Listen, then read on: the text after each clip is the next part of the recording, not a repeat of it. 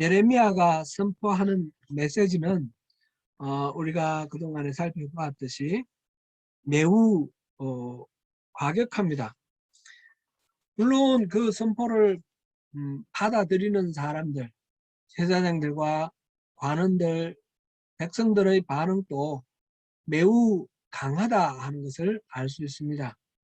실제로 이런 메시지를 선포하는 선지자의 입장도 결코 쉽지 않을 것이고 듣는 사람들의 입장도 그럴 것 같습니다.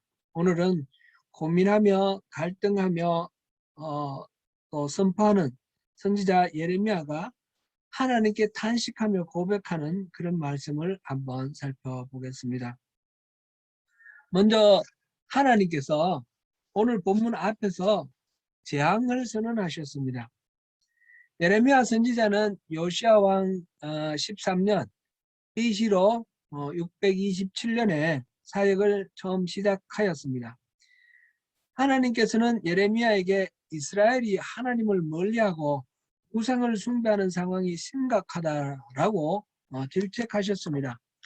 이스라엘을 진단하시는 하나님의 말씀은 2장 13절에 잘 요약되어 있었습니다. 다시 한번 살펴보겠습니다.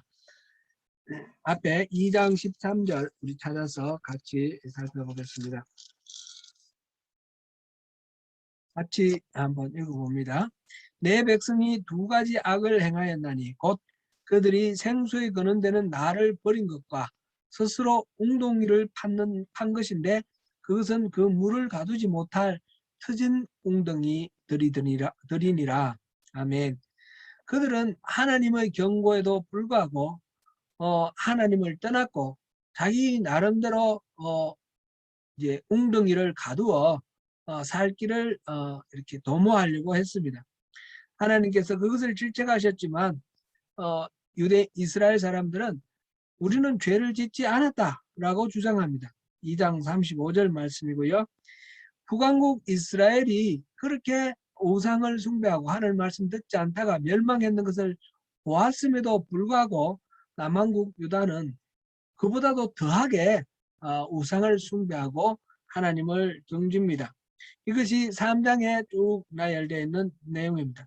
하나님은 목마르게 이 유다 백성들에게 외칩니다. 이스라엘아, 내가 돌아오리거든 내게로 돌아오라. 4장 1절 말씀이었죠. 그리고 묵은 땅을 갈고 가시덤불에 파종하지 말라 하시면서 겉으로 살가죽을 베는 할례가 아니라 마음가죽을 베고 여호와께 속하는 참된 할례를 받으라. 그렇게 말씀하셨습니다.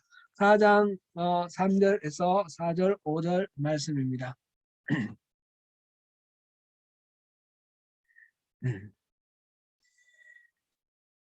유다 백성들은 아무도 하나님의 말을 듣지 않습니다. 5장 31절을 보시겠습니다. 5장 31절. 선지자들은 거짓을 예언하며 제사장들은 자기 권력으로 다스리고 내 백성은 그것을 좋게 여기니 마지막에는 너희가 어찌하려느냐. 선지자도 거짓말하고 제사장들도 제사장은 원래 섬기는 직분인데 거기서 권력을 가지고 군림합니다. 사람들은 그것을 오히려 좋게 여깁니다. 고민하고 갈등하고 뭔가 스스로 뭔가 알아내는 것보다 선지자가 거짓말을 하든 제사장이 뭐 휘두르든 시킨 대로 하면 제일 편하기 때문에 그런 것으로 보입니다. 하나님의 말씀을 전하는 예레미야의 말을 듣지 않고 오히려 여호와의 말씀을 욕으로 듣는다라고 하였습니다. 이게 6장 10절에 기록되어 있습니다. 그들은 파수꾼의 나팔 소리도 듣지 않으려 합니다. 않겠다. 우리는 듣지 않겠노라. 그렇게 합니다. 그러면서도 시바에서 유향을 수입을 하고 먼 곳 인도에서 향품을 수입을 해서 그 비싼 재물을 가지고 제사를 정성껏 드리고 있습니다. 그러나 하나님은 그들의 제사를 받지 않겠다. 그들의 희생 제물을 달게 여지 않겠다라고 말씀하십니다. 6장 20절 말씀입니다. 그렇게 이스라엘의 그릇된 그 모든 신앙과 모든 가치관에 대해서 하나님의 그 안타까운 말씀을 전하면서 예레미야가 사역한 지 18년이 흘렀습니다. 이었고 이제 요시야 왕이 죽고 여호야김 왕이 이제 다스리기 시작한 BC 609년경에 이 예레미야가 설교한 그 내용이 바로 성전 설교입니다. 절기를 맞아 성전에 제사로 몰려온 백성들에게 그 성전 앞을 가로막아 서서 예레미야가 선포했습니다. 7장 4절 말씀입니다. 너희는 이것이 여호와의 성전이라 여호와의 성전이라 여호와의 성전이라 하는 거짓말을 믿지 말라. 그리고 7장 22절 23절에 가면 하나님의 말씀을 이렇게 외칩니다. 사실은 내가 너희 조상들을 애굽 땅에서 인도하여 낸 날에 언제나 이 생에 대하여 말하지 아니하며 명령하지 아니하고 오직 내가 이것을 그들에게 명령하여 이르기를 너희는 내 목소리를 들으라. 그리하면 나는 너희의 하나님이 되고 너희는 나의 백성이 되리라. 너희는 내가 명령한 모든 길로 걸어가라. 그리하면 복을 받으리라. 이 성전 설교는 유다 사회 전체에 엄청난 반향을 일으켰습니다. 그래서 제사장들과 관원들이 중심이 되어서 백성들이 예레미야를 잡아 죽이려고 했습니다. 예레미야는 그들에게 내 목숨은 여러분들 손에 있으니 마음대로 하되 내 말은 모두 여호와께서 나를 보내서 여러분 귀에 들린 말씀입니다. 이렇게 외쳤습니다. 이게 26장 14절 15절 말씀입니다. 이 말을 듣고 그 의견이 분분해졌는데 장로 몇 사람이 왕을 찾아와서 말했습니다. 히스기야 왕 때 모레셋 사람 미가가 예루살렘의 멸망을 선포를 했지만 히스기야 왕이 그 미가를 죽이지 않았습니다. 그렇게 말하면서 예레미야를 죽이지 말자고 합니다. 여호야김 왕 되었을 때 이 예레미야와 비슷한 시기에 우리야라는 선지자가 있었는데 그는 또 유다의 멸망을 선포를 하고 이집트로 도망갔다가 잡혀와서 죽임을 당했습니다. 이런 여러간 복잡한 상황 속에서 예레미야가 죽게 되었는데 사반의 아들 아히감이 예레미야를 빼돌리고 숨겨서 예레미야가 살게 되었습니다. 이게 26장 16절부터 쭉 나오는 23절까지 나오는 내용입니다.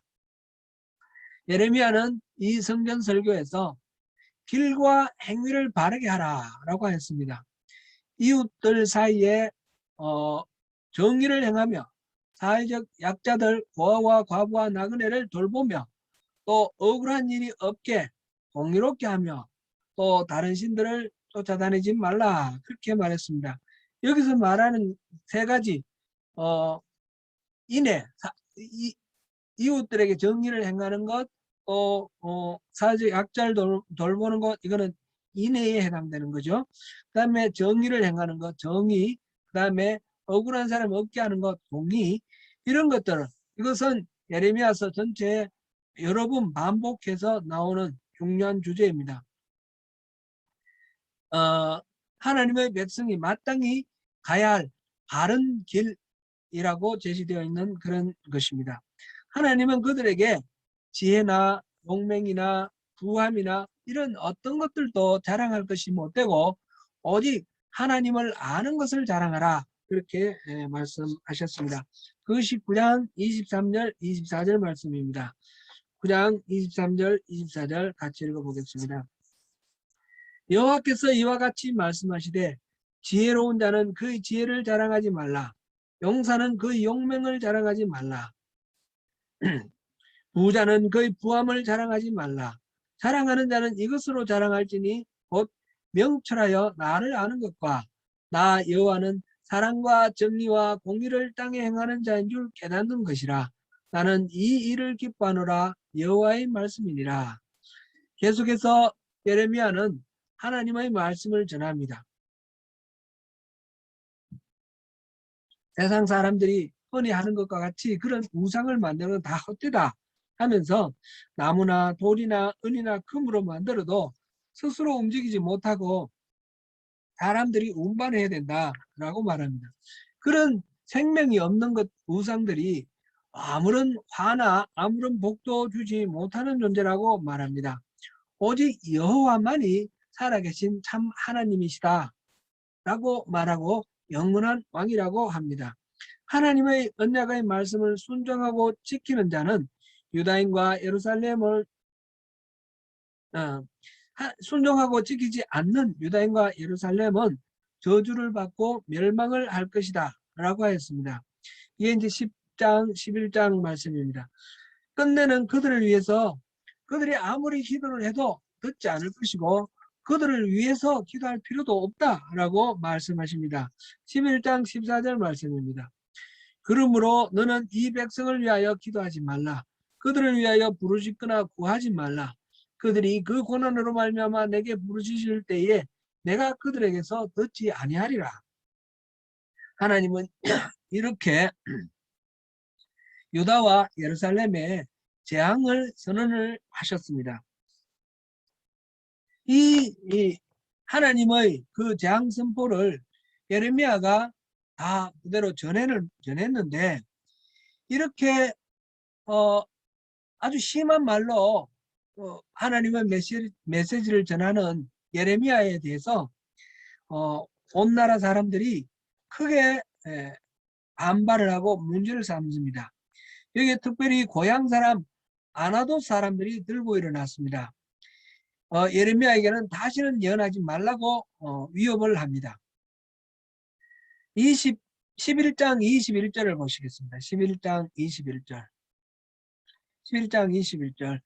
여호와께서 아나돗 사람들에 대하여 이와 같이 말씀하시되 그들이 내 생명을 빼앗으려고 찾아 이르기를 너는 여호와의 이름으로 예언하지 말라 두렵건대 우리 손에 죽을까 하노라 하도다. 지금 아나돗 사람들의 말을 하나님께서 예레미야에게 전해주셨죠. 아나돗 사람은 어떤 사람입니까? 아나돗 사람은 예레미야의 고향 사람입니다. 아나돗의 제사장들은 말하면 예레미야의 친척들입니다. 이들은 다윗 왕이 늙었을 때에 스스로 왕을 잠칭하는 아도니아를 편들었다가 솔로몬 왕에게 축출당한 제사장 아비아달의 후손들입니다. 이것은 열왕기상 2장 26절에 나옵니다. 아나돗의 제사장들은 그러므로 예루살렘에 있는 제사장들과 여러 가지로 사이가 불편하고 또 견해도 여러 가지로 다른 그런 관계였습니다.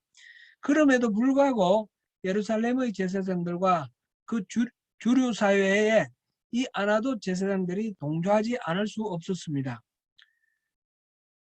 왜 그런가 생각을 해보면 이 예레미야의 너무 튀는 이 행동, 너무 강한 이 메시지가 예레미야를 단순히 죽일 뿐만 아니라 아나돗 고향 사람, 친척인 아나돗 사람들에게도 어떤 피해를 미치지 않을까 하는 그런 두려움이 덮친 것입니다.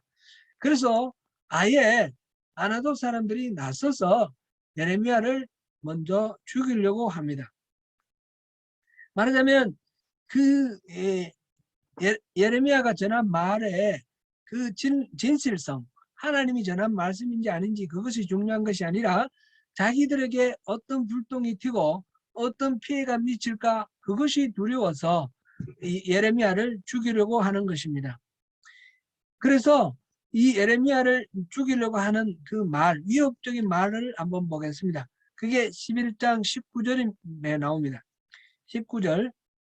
나는 끌려서 도살당하러 가는 순한 어린 양과 같으므로 그들이 나를 헤아리고 꾀하기를 우리가 그 나무와 열매를 함께 박멸하자. 그를 살아있는 자의 땅에서 끊어서 그 이름이 다시 기억되지 못하게 하자 함을 내가 알지 못하였나이다. 지금 그들이 그렇게 공모를 하고 있는 것을 몰랐다고 하나님께 지금 말하고 있는데 그들의 공모 내용이 뭡니까? 우리가 그 나무와 열매를 함께 박멸하자. 그를 살아있는 자의 땅에서 끊어버리자. 그의 이름이 다시 기억되지 못하게 하자. 이겁니다. 나무와 열매를 함께 박멸하자. 이 말은 이제 나무는 이제 예레미야를 가리키고 열매는 예레미야가 전한 그 메시지를 가리킵니다. 그래서 예레미야를 죽여버림과 동시에 예레미야가 전한 모든 메시지도 완전히 이 사회에 어떤 영향력을 미치지 못하고 잊혀지도록 해버리자. 그런 이야기입니다. 그리고 그를 살아있는 자의 땅에서 끊어서 그 이름이 기억나지 않게 하자. 살아있는 자의 사회에서 끊다는 것은 그 공동체에서 하나님 나라 백성들의 공동체에서 축출하자라는 뜻입니다. 죽여버리면 없어지는 거죠. 그렇게 해서 완전히 배제를 해버리자. 그런 내용입니다. 예레미야의 선포가 무엇이었습니까? 유다 백성들의 삶이 하나님과의 언약을 버리고 우상을 숭배하는 것이며 이것은 하나님께 반역하는 것이기 때문에 하나님으로부터 재앙을 당할 것이다. 저주를 받아서 재앙을 당할 것이다 라는 말입니다.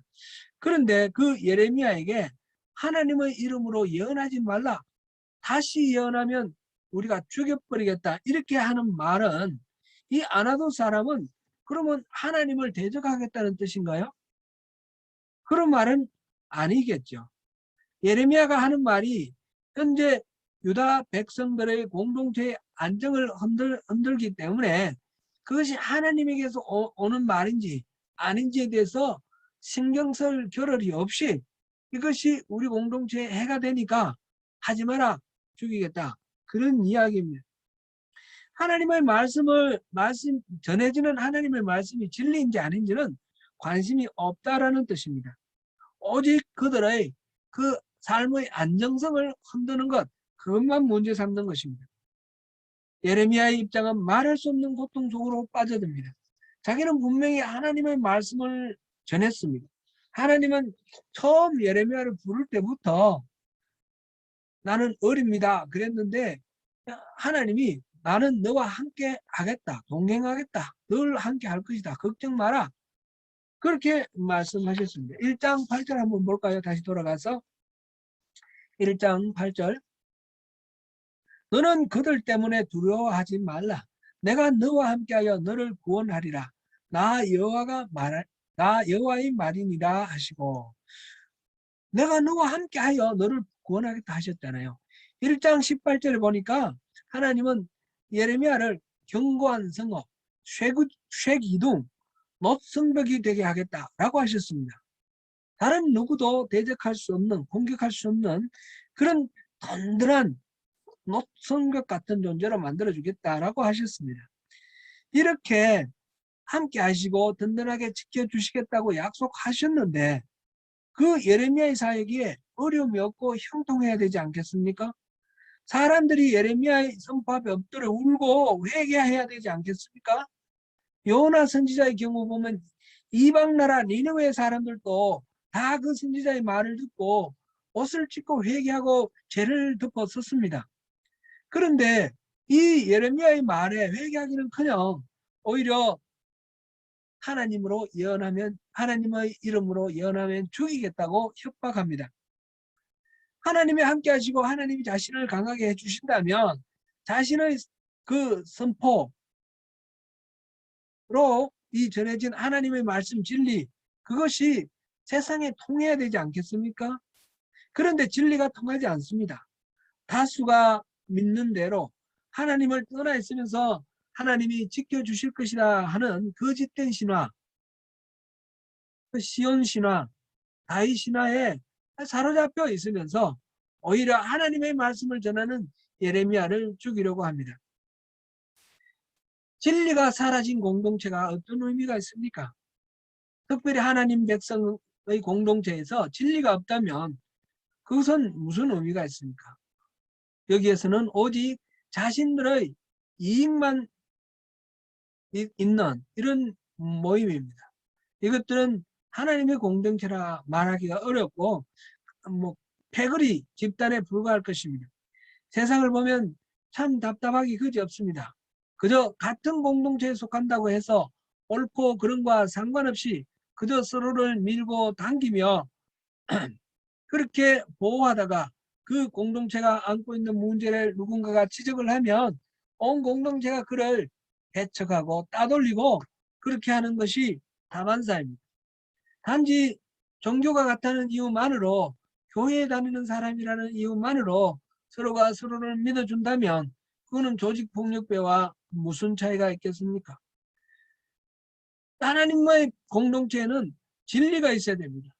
초대교회에 핍박하던 시기에 그 물고기 표시는 생명을 함께하는 위로와 격려가 되는 순간 신앙의 상징이었지만, 오늘날 공통의 이익을 지키기 위해 한 목소리를 내는 교회나 그 교회 다니지 않으면 장사하기 어렵다든지 그런 분위기들이 있죠. 이 이민사회에서는 그렇지는 않겠지만, 교회 다님으로 무조건 이렇게 지지해야 된다든지 하는 식의 생각은 그저 패거리 의식에 지나지 않는 것입니다. 예수님이 성전을 뒤엎어 버리시고 바리새인을 질책한 이유가 바로 거기에 있었습니다. 하나님이 주시는 진리의 말씀이 빠진 율법이나 제사는 아무런 소용이 없는 것입니다. 사랑과 정의와 공의를 바탕으로 한 참된 신앙이 아니라면 오히려 하나님을 떠나고 하나님을 반역한 결과가 되고 맙니다. 예레미야는 이전에도 성전 설교 때 그때 죽을 뻔하였다가 겨우 살아났는데, 그러니까 솔직히 겁도 나고 힘도 듭니다. 앞으로도 여러 번 이런 고비를 겪어 나가겠지만 그때 마다 겪을수록 괜찮아지는 것이 아니라 그때마다 고뇌하며 하나님께 탄식하고 고백합니다. 이 예레미야 선지자의 그 탄식 어린 고백이 앞으로 크게 5군데가 나옵니다. 참고로 여러분들 읽으실 때에 표시해 놓으시면 좀 유용하실 것 같아서 말씀드립니다. 한번 표시해 놓으시기 바랍니다. 첫 번째가 오늘 우리가 본 11장 18절부터 12장 6절까지입니다. 두 번째가 15장 10절부터 21절입니다. 세 번째가 17장 12절에서 18절입니다. 네 번째가 18장 18절에서 23절입니다. 다섯 번째는 20장 7절에서 18절입니다. 11장 18절에서 12장 6절, 15장 10절에서 21절, 17장 12절에서 18절, 18장 18절에서 23절, 20장 7절에서 18절 이렇습니다. 오늘 본문은 그 첫 번째에 해당됩니다. 고향 사람 아나돗 사람들이 아나돗의 제사장들이 예레미야를 다시는 하나님의 이름으로 예언하지 말라, 다시 예언하면 죽이겠다 하는 이러한 살해 위협을 받고 예레미야는 하나님께 하소연합니다. 그것이 오늘 본문 12장 1절에서 4절까지 말씀입니다. 한번 읽어보겠습니다. 12장 1절에서 4절까지. 여호와여, 내가 주와 변론할 때에는 주께서 어려우시니이다. 그러나 내가 주께 질문하옵나니 악한 자의 길이 형통하며 반역한 자가 다 평안하면 무슨 까닭이니까. 주께서 그들을 심으심으로 그들이 뿌리가 박히고 장성하여 열매를 맺었거늘 그들의 입은 주께 가까우나 그들의 마음은 머니이다. 여호와여, 주께서 나를 아시고 나를 보시며 내 마음이 주를 향하여 어떠함을 감찰하시오니 양을 잡으려고 끌어낸 것 같이 그들을 끌어내시되 죽일 날을 위하여 그들을 구별하옵소서. 언제까지 이 땅이 슬퍼하며 온 지방의 채소가 마르리이까. 짐승과 새들도 멸절하게 되었사오니 이는 이 땅 주민이 악하여 스스로 말하기를 그가 우리의 나중 일을 보지 못하리라 함이니이다. 쉬운 말로 제가 한번 옮겨보면 이렇습니다. 하나님은 어려우신 것은 알겠습니다. 그런데 왜 저 악한 놈들이 형통한지 그거는 모르겠습니다. 하나님이 보호해 주시니까 그렇죠. 저들이 안정되고 부강한 삶을 사는 것은 하나님께서 지켜주시니까 그런 것 같습니다. 근데 사실 하나님 속지 마십시오. 저 사람들은 겉으로 입으로는 하나님을 가까이 한다 하지만은 마음으로는 이미 멀었습니다. 멀리 하나님을 떠나갔습니다. 하나님, 저 아시지 않습니까? 제 말 믿어주세요. 그들을 끌어내어 죽이셔야 합니다. 그들은 하나님이 자기들에 대해서 전혀 모른다라고 말하고 있습니다. 이런 뜻입니다. 예레미야는 하나님의 말씀을 성실하게 전하는 자신에게 핍박하는 그 사람들을 보고 그 악한 자들이 오히려 형통하는 것을 보고 하나님께 원망합니다. 그래서 저들을 제거하여 달라고 구합니다. 사실 그게 하나님께 바라는 우리의 일반적인 마음이 아닌가 싶습니다. 주님을 바르게 의지하고 믿는 우리들을 지켜주셔야지 왜 저 악인들을 형통하게 지켜주십니까? 그런 생각이 들지요. 너무나 힘든 상황에 빠진 예레미야가 하나님께 도움을 요청하는데 하나님의 대답은 전혀 의외입니다. 5절, 6절을 보시겠습니다. 5절, 6절 다시 읽어봅니다. 만일 내가 보행자와 함께 달려도 피곤하면 어찌 능히 말과 경주하겠느냐. 내가 평안한 땅에서는 무사하려니와 요단 강물이 넘칠 때에는 어찌하겠느냐. 내 형제와 아버지의 집이라도 너를 속이며 내 뒤에서 크게 외치나니 그들이 내게 좋은 말을 할지라도 너는 믿지 말지니라. 지금 보행자와 달리기를 하는데 그거를 감당 못하면 나중에 말과 달리기를 할 때는 어떻게 할래? 마른 땅에서도 어렵다 그러면 요단강이 막 범람하면 그 홍수 가운데 어떻게 할래? 그렇게 말씀하십니다. 현재 이런 일을 견디기 어렵다고 하면 앞으로 닥칠 더 큰 재난 고난은 어떻게 감당해 나갈래? 그런 말씀입니다. 사실 앞으로 우리는 이제 다 지나갔으니까 알지요. 앞으로 당할 고난은 상상할 수 없을 정도로 많습니다. 아나도 사람이 죽이겠다고 협박하는 것은 아무것도 아닙니다. 바벨론 군사들이 물밀듯이 쳐들어오면 얼마나 큰 비극이 닥칠지 모르는 거죠. 수많은 사람이 굶어 죽고 칼 맞아 죽고 수많은 사람이 죽어나갈 것입니다. 또 수많은 사람들은 벌판으로 광야로 도망가서 찬이슬 맞으면서 헤매고 들짐승처럼 돌아다닐 것입니다. 또 얼마나 많은 사람이 포로로 끌려가 그 기나긴 그 사막의 길을 끌려가다가 죽기도 하고 겨우 살아남아서 그 이웃 땅에서 살아가야 될 운명입니다. 하나님은 힘들어하는 예레미야에게 따스한 말로 위로하지 않습니다. 오히려 이 정도의 고난을 힘들다 하면 앞으로 다가올 고난은 어떻게 감당할래? 그렇게 반문하십니다.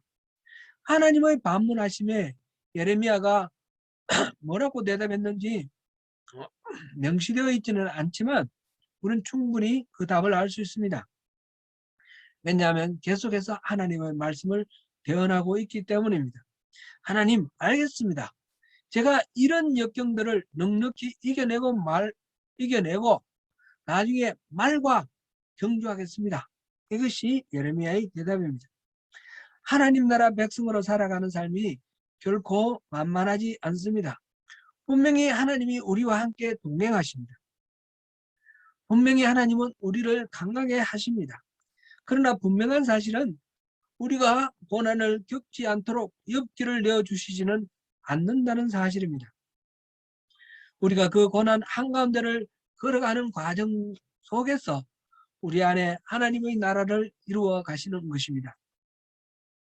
성경에는 수많은 하나님의 사람들의 이야기가 있습니다. 그런데 그 모든 사람 다 약점이 있습니다. 성경은 결코 위인들의 전기집이 아니라고 그랬습니다. 믿음의 조상 아브라함이 자기 목숨을 아끼느라 2번이나 아내를 빼앗겼습니다. 이삭도 아버지의 전철을 밟았습니다. 야곱은 아버지와 형과 외삼촌을 속였습니다. 그는 야비한 거짓말장입니다. 다윗도 범죄하여 부하의 아내를 빼앗고 그 충성스럽고 무관 부하를 죽였습니다. 성경은 위인이 없음을 통해서 우리 죄를 보고 우리를 겸손하게 합니다. 그러나 성경은 또한 끊임없이 우리를 거룩함으로 초대합니다. 하나님의 목마름 그 부르심을 끊임없이 반복합니다. 수많은 선지자들을 통해서 하나님의 부르심을 전합니다. 연약한 현실과 거룩함에 대한 소망, 두 가지 이 모순되는 본성이 우리의 현주소입니다. 예레미야는 그래서 우리의 가장 고귀한 모델이 됩니다. 우리의 삶이 버겁게 느껴질 때 예레미야를 묵상하면 좋겠습니다. 고난에 대한 이야기라면 욥이 가장 대표적이겠죠. 그러나 욥 못지않게 계속해서 거듭되는 고난을 헤쳐나가는 이 예레미야의 이야기, 하나님의 말씀에 붙들려서 몸부림치며 나아가는 이 예레미야 이야기가 우리에게 더욱 친근하게 여겨집니다. 오늘 본문 3절 다시 보시겠습니다. 여호와여, 주께서 나를 아시고 나를 보시며 내 마음이 주를 향하여 어떠함을 감찰하시오니 양을 잡으려고 끌어낸과 같이 그들을 끌어내시되 죽일 날을 위하여 그들을 구별하옵소서. 주님, 저 아시지 않습니까? 주님, 저의 마음을 다 아시지 않습니까? 이렇게 말할 수 있는 것이 사실상 매우 어려운 것이 사실입니다. 그렇게 말하려고 하면 저 자신의 그 허물과 그 죄가 보이기 때문입니다. 그 말 끝에 저 원수를 죽여주세요 라고 말을 하기에는 더더욱 용기가 나지 않습니다. 주님, 불쌍히 여겨주십시오. 저를 불쌍히 여겨주십시오. 이렇게 나오죠. 그러면서 이렇게 말하는 이 예레미야에게 이만한 일도 못 견디면 말과는 어떻게 경주할래? 라고 하시는 말씀. 사실 이것은 엄청난 신뢰를 나타내는 말씀이라는 사실을 깨닫습니다. 하나님은 지금 현재 이 정도의 나를 만드시려고 하나님의 그 독생자를 내어주신 것은 아니라는 사실입니다. 하나님이 내게 대해서 기대하시는 바는 그저 나약하게 내 죄를 돌아보면서 전전긍긍하는 그런 존재가 아닙니다. 훨씬 더 위대하고 훨씬 더 거룩한 그런 나를 기대하고 계십니다. 곧 말과 경주하기를 바라시는 것입니다. 지금 이만한 어려움을 힘들다 하면 어떻게 말과 경주할래? 사랑하는 성도 여러분, 오늘도 힘겨운 하루를 잘 싸워 이기고 이 자리에 오신 줄 믿습니다. 하나님은 우리와 함께 하시고 우리를 놋성벽처럼 강하게 해주시겠다고 약속하셨습니다. 하나님은 신실하신 분이십니다. 우리는 어떤 원수라도 넉넉히 이길 수 있습니다. 피할 수 있게 하시는 것이 아니라 이기게 해주십니다. 보행자, 우리 같이 달리는 사람들과의 경주 정도가 아니라 달리는 말과 경주하여 이길 수 있도록 하시려고 우리를 부르셨습니다. 오늘도 우리를 부르시는 하나님의 음성에 귀를 기울이시면서 달리는 말과도 경주하여 승리하시는 저와 여러분이 되시기를 축원합니다.